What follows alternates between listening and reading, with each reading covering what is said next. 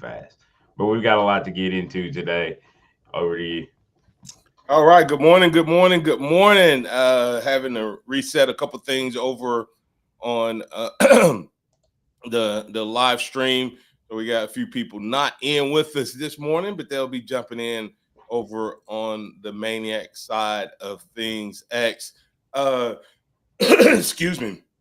But it was definitely a good day to be alive yesterday, and another good day to be alive today as we seek to include you on those of you who join us on the phone lines at 205-342-9904. We'll invite you to get in on the conversation right here on the Martin Houston Show with Martin and Xavier. Maniacs, I apologize. Went live without without adding the pages this morning, so they're a little slow getting in. But so those of you who just joined us on the online side of things, we will definitely catch you back up. You hadn't really missed anything. We just kind of set the show. Of course, we want your score predictions with the rushing yards in the Alabama rush game. So make sure if you didn't get them in to us yesterday or early in the week, to do so. Also, we have an opportunity to have a special little segment here on this Free for All Friday that we're gonna bring in here. Hopefully, it'll be a regular part of the program as we move forward. Remember that this is a day that the Lord has made, so let's rejoice and be glad in it. Take some time to notice someone, love someone, serve someone, be the difference you want to see in the world today. X, I said I was going to go to that around the capstone check in, but since we have some basketball to talk about, we'll save that.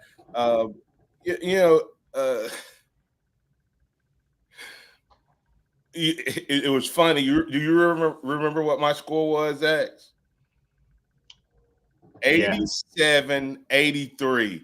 And when we came down and took that last three and missed it, I thought I got close with just the wrong team. But if you go back and watch that, X, did you hear that was the same officials from up there? Was it? Two of the three officials were officials from last year's game. Really? I still thought I'm not crying because there's some things we could have done different. I thought we were turning him over, this guard that I thought that the announcers were like his sports agent. Did you watch the game, all of it? Yeah. Did you watch it, Chase? I did. If you ever get a chance to call a game, don't make it so obvious that you're trying to get a kid drafted. I mean, they talked about Braden Smith so much. Like even when he was turning the ball over, they were still talking about he didn't ever turn the ball over. I'm like, we're turning him over. But in the second half, if we touched him, it was a foul on us. Your mom was looking at it, X, and she said, "Oh, he's putting his shoulder into our guy." Like she said, "Why is he doing that?" I said, "Because they're letting him get away with it." He had 29 points. I think he had 10 of them from the free throw line. And of course, they showed the stat at the end and said he was 10 for 10, but he was actually 10 for 12 because he missed his first two. But even with that said, I thought Alabama to be that close, X, when Phylon and Wrightsell had three combined threes? Yeah. Something like that. Phylon was off. No, two. Phylon was off. They were 2 for 12. Huh? They were 2 for 12 combined. Yeah. And when and then I think Phylon started pressing a little bit on offense. And Alabama was still in the game till the end. And X, we got to do something. Our big men got to be bigger. Mm-hmm. because they big boyed us. They out rebounded us. I think it ended up being 26. At one point, it was 25. The last time I heard them announce it, and I think they got the last rebound. So I think they out rebounded by 26. But what was heartbreaking was how many offensive rebounds they got in critical moments. Every Yeah, time. it was. Go ahead. It was a little frustrating watching as it got down the end because they went on that run and then Bama got it back tied, and you're like, okay, which I love. Even though we ended up losing, they never quit. They kept fighting, and then just at the end, you're fouling, chunking up threes, and that's why you ended up with a 7-point loss instead of a 1 maybe 2-point loss at the end of that game. But I felt like the offense should have started flowing through Aiden, and I don't think it ever really did.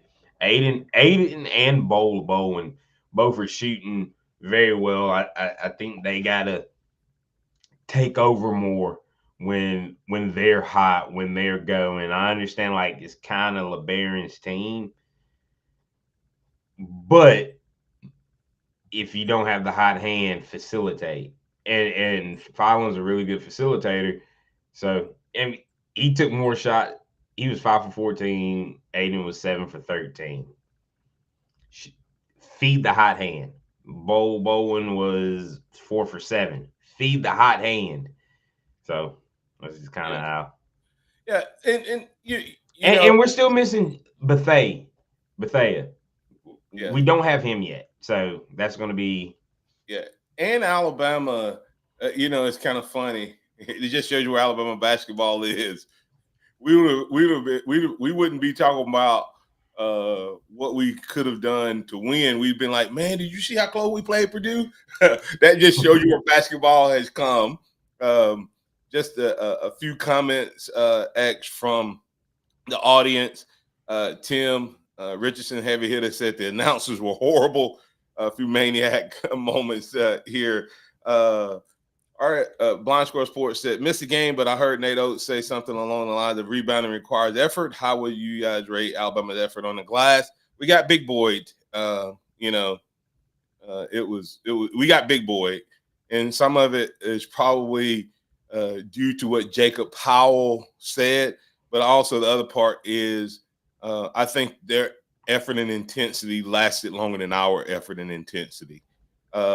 Jacob Powell said the refs were not calling the big guys pushing guys with their offhand while they had the ball. They didn't call on the little ones either.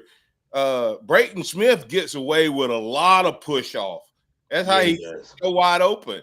Don't get me wrong, he's really good. I'm not knocking that. They let their bigs play physical with us, but call fouls on us when we got physical. Agree with that, Jacob. And then Tim, heavy hitter Richardson, also said Sherelle needs to stop playing so passive. He was getting bullied in the paint. Jacob Powell said, our bigs cannot box out. They will not back their guys out of the paint. They just stand in front of the guys and call it boxing out. As the maniac moments powered by empowerment leadership and people solutions regarding basketball. Bama had a chance against the number 1 or number 2 team.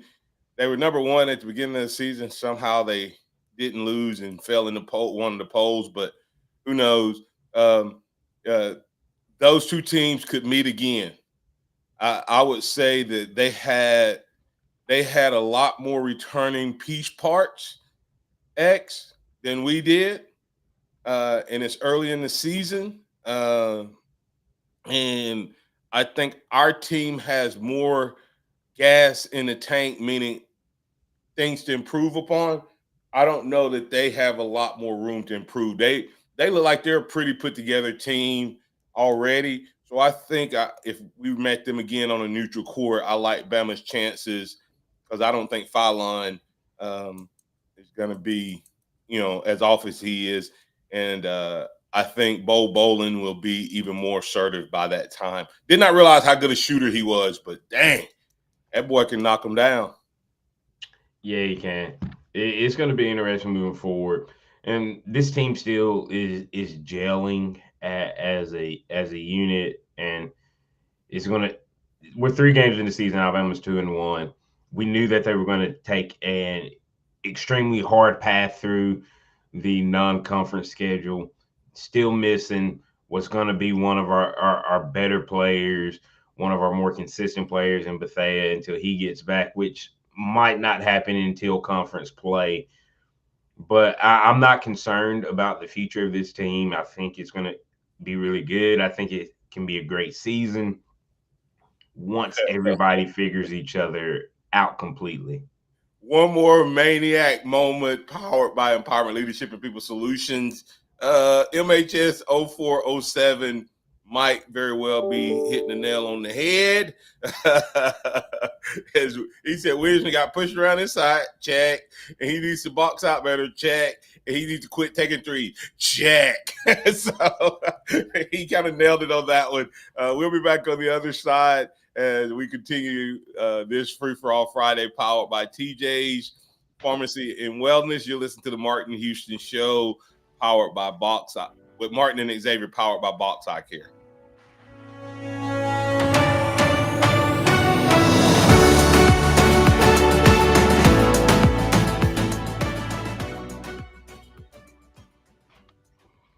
Tide 100.9 traffic. Tuscaloosa traffic now from the Townsend Nissan Traffic Center. It is TGIF and a very good morning to you. Well, we're pretty free flowing around the area right now. So far, so good. As you move about 2059, it's wide open from 359 to Joe Malisham. Not finding any severe problems on Skyland Boulevard at 69. You're doing well. And then Greensboro Avenue, only stoplight delays. With your Tuscaloosa traffic now, I'm Tammy Thomas. This report is sponsored by Unbound.org. Right now, there are young people across the world facing a tough choice: continue their dream of education or drop out to help their family put food on the table. You can help change their future in a single moment. See how far your support can go at Unbound.org. Hey, this is Wyatt Fulton from Tide 100.9. Since moving to Tuscaloosa in 2022, I've been embraced by the community, and we want to help do the same for you and your business. I'm passionate about the Tide listeners, and I know that they will support advertisers whose products and services we endorse. At Town Square Media Tuscaloosa, we can help create customized radio and digital marketing plans to help grow your business. Hit me up at wyatt.fulton@townsquaremedia.com, and I can tell you more, and let's help your business score big. Hi, this is Gene Poole. And I'm John Poole of Hudson Poole Fine Jewelers. Shopping local means when your ring needs sizing, you bring it to us. Shopping local means appraisals done right here in Tuscaloosa. Shopping local means giving new life to jewelry you no longer wear. Shopping local means supporting local schools and charities. Shopping local means a relationship. Shop Hudson Poole Fine Jewelers, downtown Tuscaloosa. Got timberland in West Alabama or East Mississippi? North River Timber Company has you covered. Since 2011, Courtney White, a registered forester, along with his expert team, have been managing timberland and harvesting timber across 4 West Alabama counties. They offer comprehensive timber management plans, reforestation services, and appraisals. Courtney White says timber is like money in the bank. Don't let your investment go unrealized. Call North River Timber Company today. Email them at northrivertimberco@gmail.com or call 205-242-5127. Looking for the ultimate bingo experience? Bingo! Come play at Bama Entertainment. They've expanded into 2 buildings with more games and even more ways to win. Join them Monday through Thursday for daily match play, where everyone has a shot at being a winner. Then keep the fun going on the weekends with special promotions, the big wheel, and live entertainment. Where else can you find odds this good? Only at Exit 45 off I-2059. Where the excitement never stops and the odds are always in your favor. Bama Entertainment. Hey, I'm Mark Houston, and I want to tell you about exciting news happening at Box Eye Care. They moved to their new location, bringing you a brand new lab, stylish new frames, and a fresh look just for you. Enjoy their expanded frame inventory, competitive prices, and faster service, all with the same great level of service you've come to know and trust. Discover this full-service eye care at Box Eye Care's new location. With their in-house lab, they offer unbeatable value and one of the largest frame collections in town. Schedule your eye exam today and walk out with new glasses in less than an hour in most cases. visit boxeyecare.com. That's boxeyecare.com, or call 205-342-0660. That's 205-342-0660. Visit them at 5003 Oscar Baxter Drive. That's Box Eye Care. Your vision, our priority. Tide 100.9 Tuscaloosa weather. Another beautiful day today with a sunny sky, the high 73. Clear tonight, the low 44. For tomorrow, sunny with a high at 75. Sunday and Monday, partly sunny both days. Highs between 71 and 74. I'm James Spann with the Alabama Weather Network on Tide 100.9. It's 43 degrees in Tuscaloosa. Keep it locked into Tide 100.9 for more of the Martin Houston Show with Martin Houston and X's and O's Sports, Xavier Houston.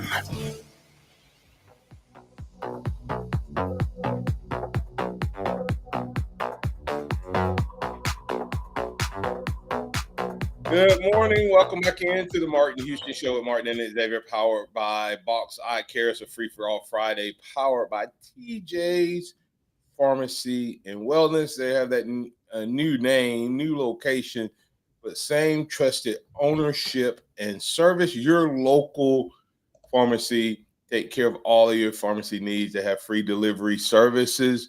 Let them come to you. They have a long-term care assistants. They can consult on that. Medication savings. You shouldn't have to break the bank in order to take care of your health. They can also help with medication synchronization, and they have compounding right there on site. So maybe the dose that's recommended is a little too much for you. You need that local touch, that personal touch, and you'll get that from TJ's Pharmacy and Wellness. All right, Tim.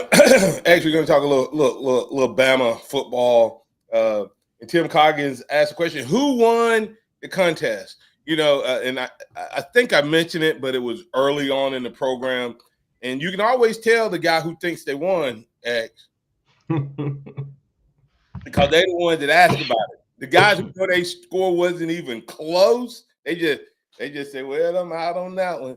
Well, Tim Coggins, you won last week, by the way. So he just got his score in. Well, we'll give a rundown on those scores in a moment. But I thought that was pretty funny, actually. Tim asked, who won that contest? So, you know, X, something I've been thinking about. Tell me what you think. I've been thinking maybe some of these maniacs, X, we need to bring them online as a co-host. Like literally shoot them an invite and let them join us live during the show, not just from their end, but on our end. You know what I mean? X, what you think? What you think about that? You think? Yeah, I like the idea. Now, some of them might have a face for radio, though. You understand what I'm saying? So, but no.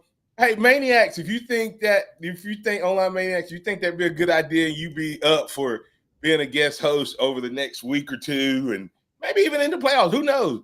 May make it a regular part of the show once a week or so. We may add them to the conversation. So if you're interested in possibly doing that, what the way it will work is I shoot you an invite, and you click that invite, and when we get ready to go live, you'll be a guest host. You'll be live just like Xavier and I, and we'll help you. I mean, you can even we can let them set their segment for the day, right? So, yeah, you like that?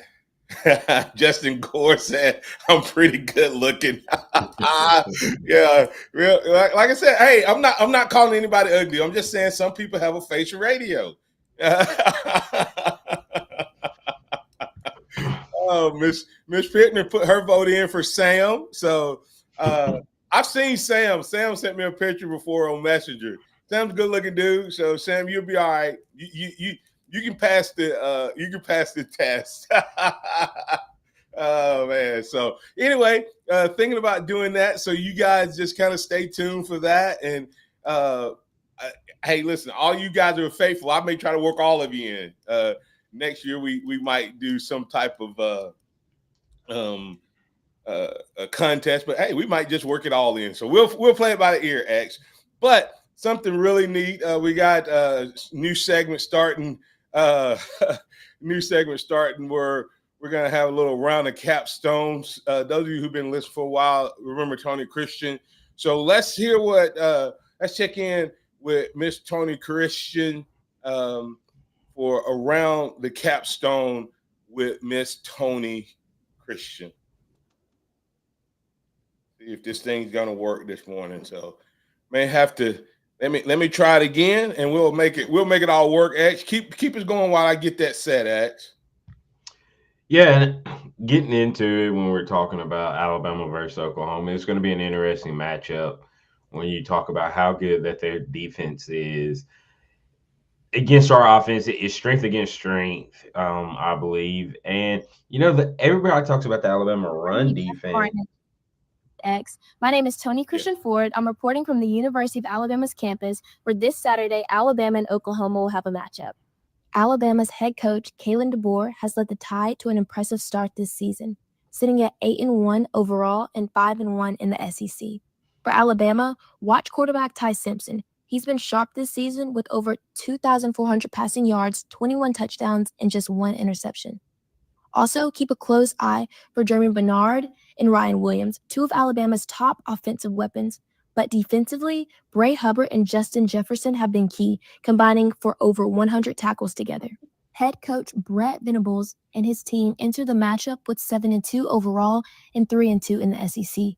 For Oklahoma, look out for Isaiah Satania, who leads the Sooners with nearly 700 rushing yards and 5 touchdowns. Also, look for Mason Thompson, who's been making noise on the defense with 6.5 sacks this year. The Sooners are ranked number 11 right now, so if they win this game, that could possibly mean that they'll be in the playoffs. But if not, they'll have to wait on others for results. This is a game fans will not want to miss. Back to you guys. X, take it away, man. Yeah, I mean, and thank you, Tony Christian, for giving us a little insight about the game. When I'm thinking about this game, like I was saying, it's strength against strength for Alabama and Oklahoma. Our passing game versus their defense, and it's their pass rush, not necessarily their secondary. So how well does Alabama's offensive line hold up this week is going to be a big question. Are Mason Thomas their best pass rusher? He's a little hobbled in that clip that you saw if you're watching us. He came up a little gimp on that touchdown return against Tennessee, but Oklahoma, like it seems everybody, has a bye week before they play Alabama. So, he's listed as questionable going into the game, which means he'll most likely play unless there's been a setback. But where is he at 100%? Because we watched him against Auburn earlier this year, and they ended up with 10 sacks, a school record. And he was a big part of that. So how does Alabama block him? Everybody's going to talk about, Wilkin Formby. Caden Proctor struggles against speed on the edge. If you want to go back and look at that South Carolina game, Wilkin Formby shut down Dylan Stewart. So I think he can handle speed a little bit. Proctor got smoked by Brian Thomas Jr. and Damon Clowney. That's Ty's blind side. Ty can at least see what's coming with Wilkin in front of him. That's a big concern for me in this game. But if we're able to slow down their pass rush, and that's where things like we talked about early in the run game, we need to run some draws, we need to run some screens, we got to do things to offset that. I think Alabama can have a really big day. Yeah, X, and you talk about, I said use the pass game to set up the run game. Why not have a tight end that's on the end line or in that H-back, what we used to call wing back position, and that guy there, he either forces the guy to be further outside or he chips to help. I like him in if it's a pass situation, I sometimes like it more in the H back, because if you put him on the end line of the tight end, it makes Proctor have to cover a greater space. Where if you put him kind of back off the line, he's more on Proctor's shoulder. And two things can happen if he's in that H-back position. This is what we used to use it for. If we played against someone like that, X, they would have me in that wing-back position. And my first job, even though I had a route, even though Kevin Turner, when he was playing, we had routes. Our first job was to hit that outside shoulder so that the tackle could come straight back. He didn't have to step way out and give up the inside. He could step back, and then we would hit that shoulder and knock that guy into him, and he could square him up and drive him outside, but he protected the inside. I think where people get Proctor is that they have him, make him take that big step outside, and then they plant that outside foot and come back across his face, or he doesn't take a big enough step and they beat him on the jump. So, that's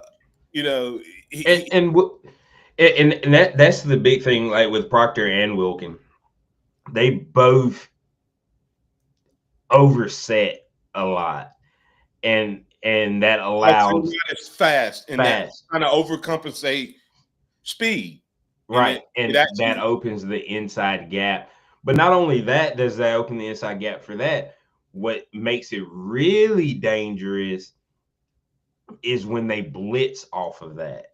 Yeah. And now you leave your guards acceptable because that's a bigger gap, or you leave your running backs acceptable when he's having to cover an even bigger area inside. Now, Jam and Daniel Hill are really good blocking in the passing game. Daniel, I think Daniel.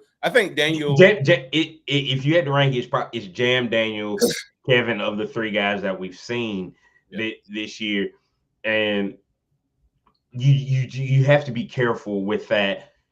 That's why, like you're talking about the chipping and just getting the hand on so they can get hands on, but you don't want to have that guy even further out, because we've seen that happen a couple of times where they did have a tight end on that side, but that edge is so far out that even with that chip, it allows them to bounce off of that and come around. So Alabama's got to do a couple of things to try to figure that out. Yeah, and I'll finish that thought, X, and then we'll get the break. But that's what I'm saying with that H-back. Someone, heavy hitter Tim Richardson asked, do we have a halfback this year like Oots? I know Danny Lewis has been injured, it seems like, this whole season. Yeah, I mean, Danny was probably going to be that guy more than anybody else, and he has been injured. But what I'm talking about doing actually works better with a guy like Cuevas and Oots. Cuevas and Edwards. I'm not talking about a guy who's having to think about this. You chip that guy. He falls back inside. If they're playing man, that guy that has you man, guess what he does when he see you block? His eyes go to the quarterback because he doesn't have a man now, and he starts looking around, seeing where he can pick a ball off. Then you sneak the tight end off in the flat. Or the way a lot of teams play it is if you're man to man, if your man blocks, you blitz. So if Cuevas sets, Edwards sets, whatever, and they hit, and that guy comes, then you have a hot route. Cuevas is just out there in the flat, and then there's nobody around him because everybody else has man coverage. And that guy takes a 3-yard out, or he runs an angle back across the field right in front of Todd's face, but there's nobody to cover him. And if it's zone, that guy's dropping out to cover his zone, and he's going to be 8 to 9, 10 yards from the line because he has to cover the route in front of him as well as the guy that will be coming in behind him. So if he stays close enough to cover Cuevas, he can't cover the other guys. So with that said, come back on the other side, X. I do want to talk about, you talked about Daniel Hill. We talked about the run game. Who do you think we're going to see the most of? And there's more and more language coming about a deer sighting. There's going to be a deer crossing. Will there be a deer crossing at Bryant-Denny Stadium? Everybody needs to go into Bryant-Denny Stadium X with a homemade sign that says deer crossing. We'll talk about it on the other side.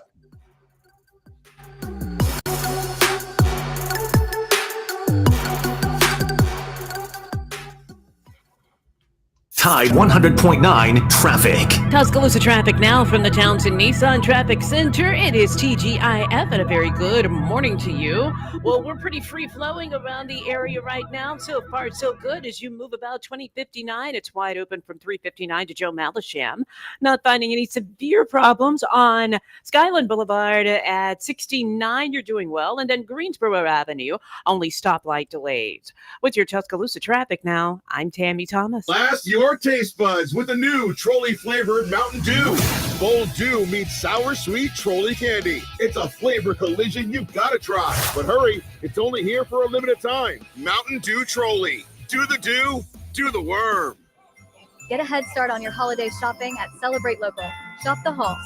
Join us Wednesday, November 19th, 2025 from 11 a.m. to 7 p.m. at the Bryant Conference Center on the University of Alabama campus.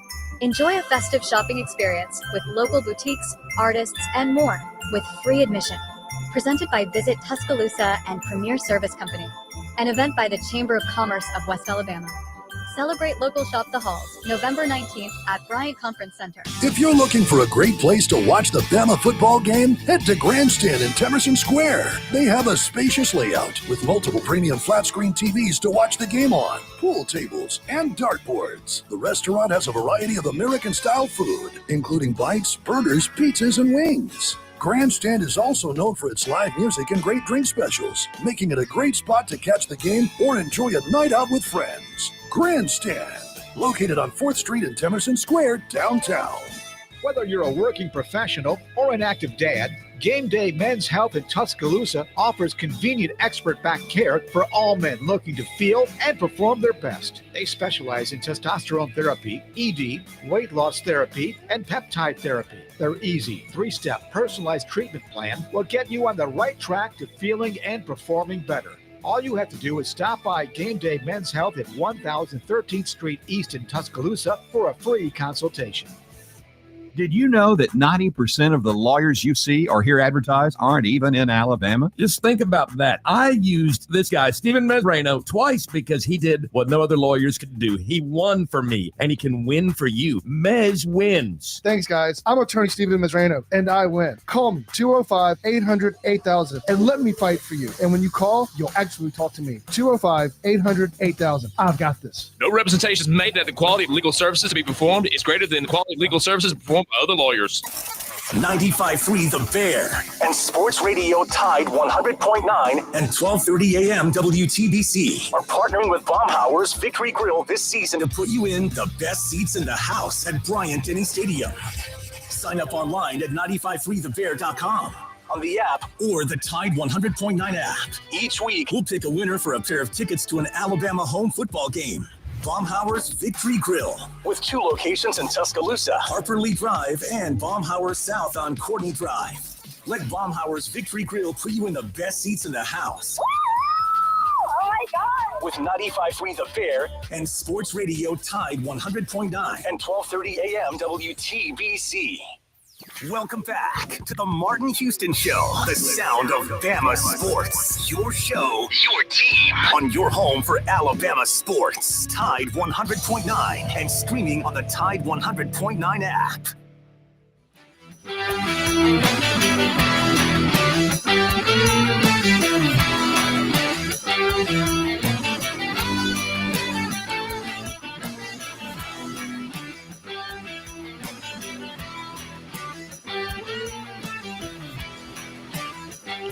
Welcome back into the Martin Houston Show with Martin and Xavier. Get ready to kick off the second half. We've got Todd, in on the hotline. How you doing this morning, Todd? I'm doing well, X, man. Free for all Friday, Martin, man. I talking about some smash mouth football. I think you come from that era where it was definitely smash mouth football. And coaching Little League football, I'm sure you always had on your team, that one kid that nobody on the team wanted to hit? I bet you were that guy when you were a kid. Oh man! Most of the time, it's the little guy that has no thought for himself. he just physically. It was actually my older brother, who I was like bigger than him from the time we were probably like 4 or 5. But Todd, people didn't want me to hit them because when I fell on them, it was over. Because as a little leaguer, my last year of Little League, they had a weight limit, but you only had to make it at the beginning of the season. Mm-hmm. I was in the middle of a growth spurt, and I went from making the weight limit, I think it was 125 or 130. In the last game we played, I walked out on the field and I was 165. They didn't know what was going on. So I had to show my birth certificate every ball game. I knew it. I knew it, man. We used to go down to Turkey Bowl down at Thanksgiving, and you'd have to watch out for those kids that had the big X on the back of their helmet because they couldn't touch the ball because they were so big. Yeah, that was big. But I just wonder who on this Alabama team is that guy that nobody wants to hit. Is it Miller? Is it Hill? Is it Hubbard? Who is it on this team that nobody wants to hit? X. Offensively, I think it can be Daniel Hill if we give him the ball. Especially if he gets the ball out in space. We talked about the South Carolina game, how he got out in space a couple of times and nobody wanted to hit him. Defensively, you can say it's Bray Hubbard, but I really don't want to think anybody wants to get hit by Justin Jefferson because he's a missile.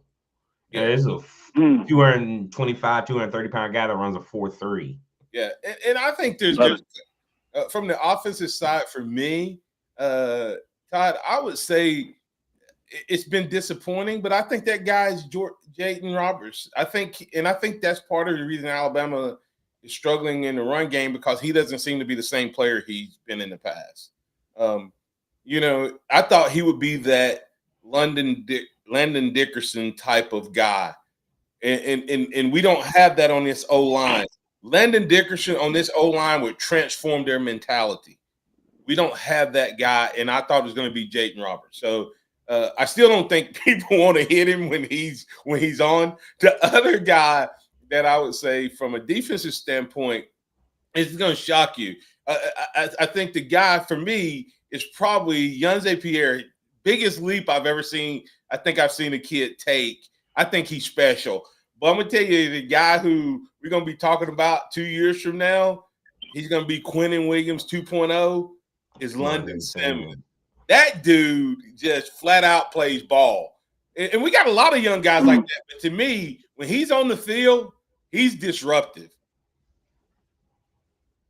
I've been guilty of, saying football has become soft. But when I seen that Missouri game and seen them guys flying around and just knocking Alabama's heads off, knocking guys out, giving them concussions and everything. And I know some of that stems from helmets not being buckled up, mouthpieces not being secured. But, man, I just wonder if Oklahoma is going to be that same physicality as the Missouri football defense was. No, I mean, yeah. Do they have the potential? Yes. It's going to be interesting. Some of their guys are hyped up. Hey, Alabama scheduled them for homecoming for a reason, and they know it. And they know it. They've had a couple guys come out and talk about it. So it's going to be interesting. They're going to come down and play hard. But we appreciate the call, Ty. We have Robert in with us. How you doing this morning, Robert? Hey, guys. All right. The number 2,000. What does that mean? The number what? It's the number 2,000. I've looked at the college football rushing stats for all the champions. Since as far back as I can go, I've already gone back into the 70s. I can't find a single college football team that's won a championship rushing for less than 2,000 yards. If Alabama saw managed to do this, they would have to be the first. And right now, we've only got 1,007. So 2,000. Now we stepped it up from here. 200 yards a game. Through the championship, we can get back to 2,000. But that's what we'd have to do in order to pull off a championship. Is either be the first to win it with less than 2,000 yards, or find a way to get to 2,000 yards. It's a tall order now from this point. That's why we're also concerned about the rushing load. If you do this and you actually manage to pull it off. Now, here's a flip side to our positive. All the time we rushed this badly, and we have in the past. 2006 is the most notable one. Last time we rushed this poorly. We only got 1,600 yards that season. We lost a bunch of games. So we managed to rush this poorly and win a bunch of games. We have already, changed the trend somehow. Okay. Yeah, usually when you rush this poorly, you've lost a bunch of games. We managed to rush this poorly and still win a bunch of games. Only lost one game. So we do have that much going for us. Yeah. So Oklahoma's. I'm sorry. Go ahead. No, go ahead. Finish up. So Oklahoma is the homecoming, huh? I didn't realize that till now. Yeah. They're homecoming. Yeah, Robert, you got a score? Oh yeah, I never did do that. With all that being said, I'm still picking Alabama to win games on that. Yeah. Like you said, it's scheduled for homecoming. I think they know about Venerables and his sign stealing, and I think they'll be better prepared for it this time. So that's one advantage that Oklahoma won't have anymore, at least not to the extent they had last year. I think we covered the spread and win it. I think I told Ryan 27-20, something around there. I believe that's what I told Ryan on this show. So I'll go with 27-20. How many rushing yards? All righty. And I just messed up talking about a rushing game, huh? Yeah. Well, we didn't start with 200 now to reach 2,000, but I don't think we're starting now. I think we do get over 100. So I'm going to go 125 on the record. It's kind of bizarre. We used to get 2,000 yards from just a single player, and now we can't get it as a team. Yeah, that's how it goes. Thanks, Robert. Hey, Robert brings up a good point, X. That you good insight there. But I think it's a different football game. I don't know that this rushing game is any worse than last year or the year before. We just don't have a quarterback that's getting 700-800 yards rushing, and we've flipped that for passing. But I'll say that what you call it, Josh, I think his name, of Football Nerds. I think that's his name when he joins Ryan Fowler. Mm-hmm. He said something yesterday that I think is true of this offensive team, and we'll talk about it on the other side. He said the defensive team this year is like 41st in yards per play. Okay. Yards per play. Crazy. Yards per play. So, with that said, but they're number 12 in scoring. And I don't have the exact numbers, but he said like Pete Golding, we were number 5 or something, some top 10 number in yards per play, but we were like way down in the bottom in terms of scoring. And the point he pointed out was that this defense is better. The sum of this defense is better than the individual parts. So, and where Pete Golden looked statistically good, but they didn't get off the field on third down. They didn't stop team in the red zone from getting touchdowns. Where this team may give up a big play. Gonna give up some big plays. They're getting off the field on third down, and they're stopping teams from getting touchdowns. I think our offense is the same way. I think our offense gets things done in the key moments. I think we get some third downs, some fourth downs, and then we'll have a drive where we don't score, but we're making plays in key moments. We win all the key situations. Every situation we need a fourth down, we need a third down, we need a touchdown, we need to get in field goal range, we need to score before the half. All of those things, we need to flip the field. We win on 9 out of 10 of those every single time as an offense. Well, my question is, and maybe this gets answered on the other side. Let's just roll through. Okay. How do we stop the second half woes?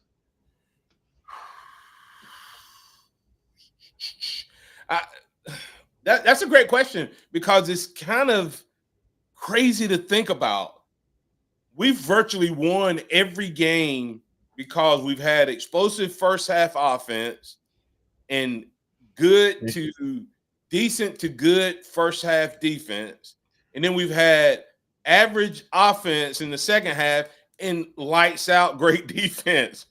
There's only really 2 games that you can go, okay, Alabama won it in the second half.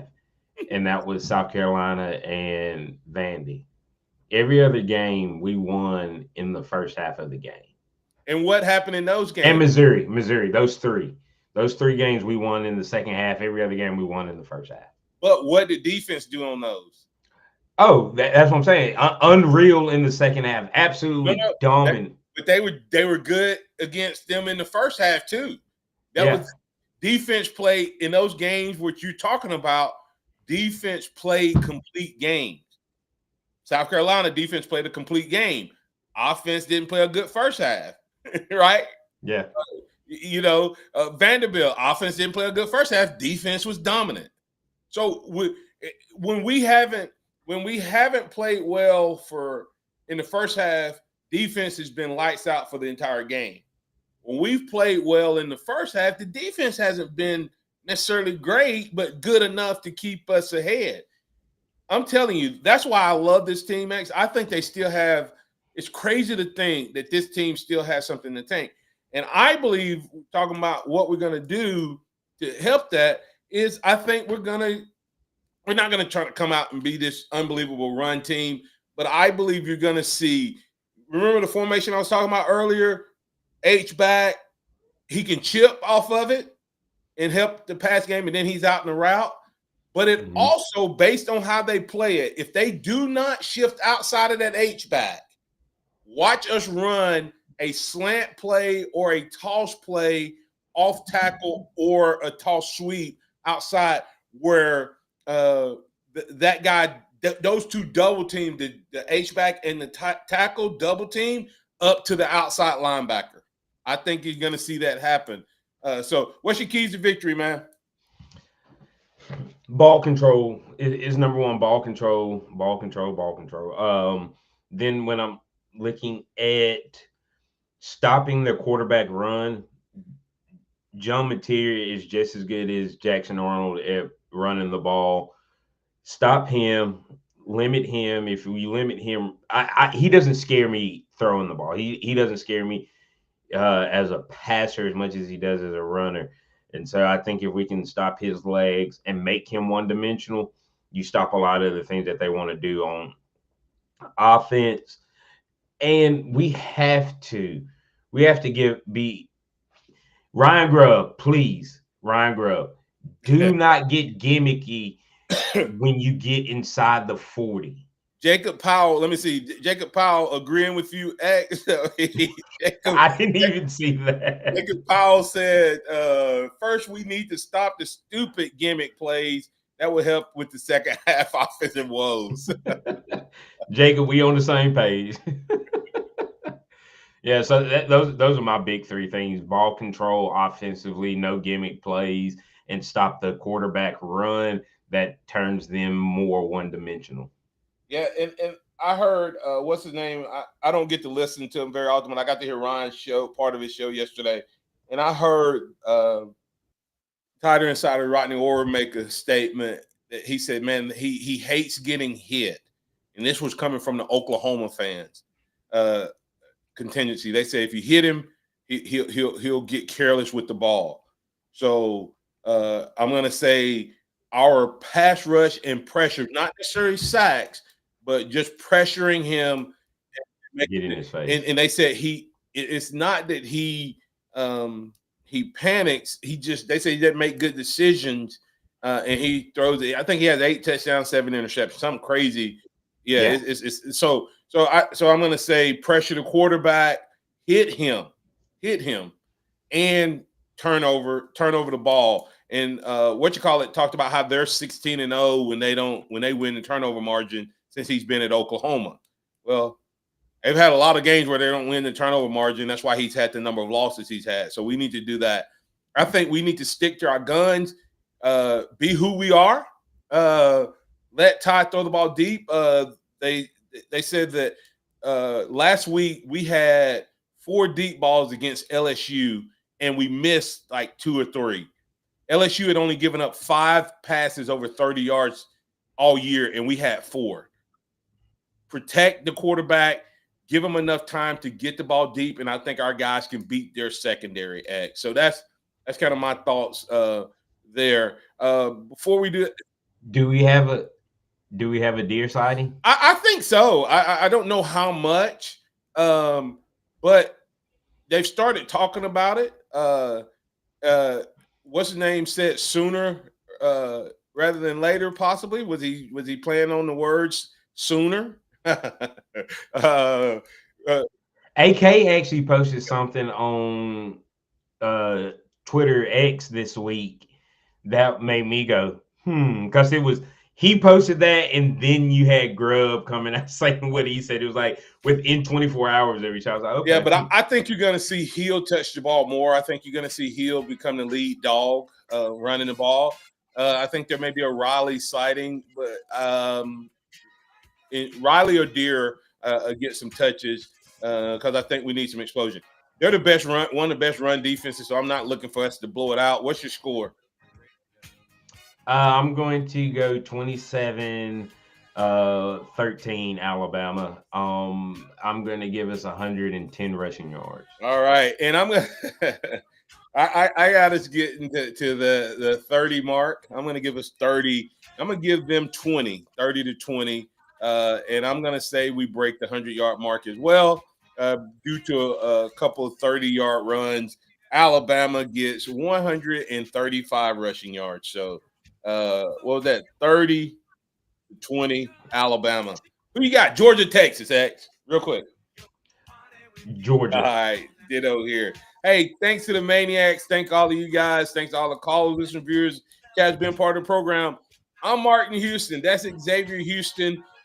Bama takes care of business on homecoming. We'll be talking about the good, bad, and the ugly on Monday. We invite you to get back with us then. Roll Tide, everybody. And remember this, trust in the Lord always. Lean not your own understanding, on your own understanding. All your knowledge, and he will direct your path. Join us at Harvest Church. Roll Tide, everybody. See you on Sunday. It's a celebration.